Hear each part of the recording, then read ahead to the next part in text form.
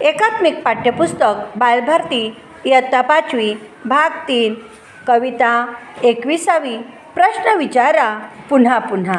या कवितेच्या कवयित्री आहेत गौरी शंकर गंगा।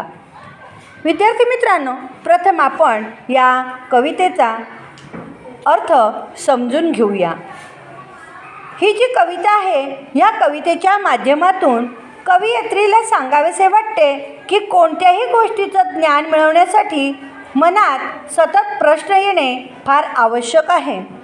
प्रश्न विचारल्याने आपली जिज्ञासू वृत्ती वाढते आणि या जिज्ञासू वृत्तीमुळे आपल्याला पडलेल्या प्रश्नांची उत्तरे मिळवण्यासाठी आपण धडपड करत असतो।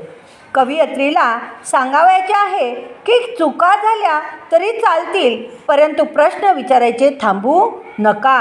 तुमच्या मनात जे प्रश्न येतील ते मनमोकळेपणाने प्रश्न विचारा।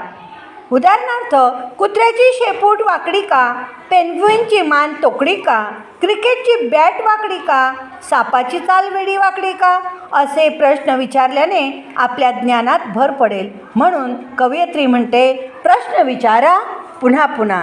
चला तर आपण आता कविता पाहूया।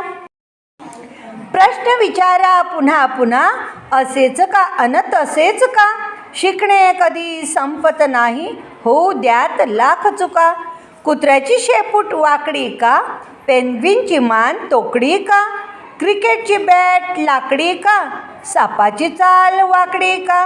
प्रश्न विचारा पुन्हा पुन्हा, असेच का अन तसेच का, वटवाघळ रात्री फिरतात का, मासे पाण्यात तरतात का, पतंग दिव्यावर मरतात का, काजवे चमचम करतात का। प्रश्न विचारा पुन्हा पुन्हा, असेच का अन तसेच का, खोकल्याची उबळ येते का, सर्दीत नाक गळते का, मेंदूला वास कळतो का, आठवणीने उचकी लागतेच का। प्रश्न विचारा पुन्हा पुन्हा, असेच का अन तसेच का, रंगीत तारे असतात का, दिवसा तारे दिसतात का, जीवसृष्टी आणखी कुठे असेल का, माणसासारखा माणूस होईल का।